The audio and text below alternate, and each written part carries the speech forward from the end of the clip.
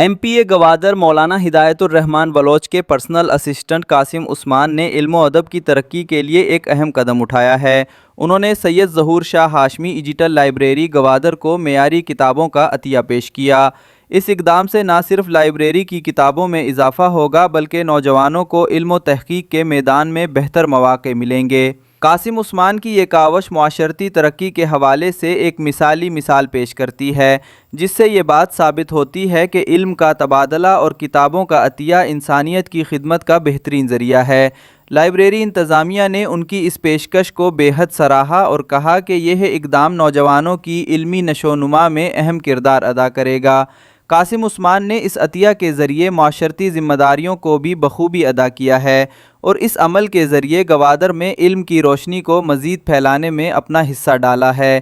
اس موقع پر ایاز واحد بھی موجود تھے۔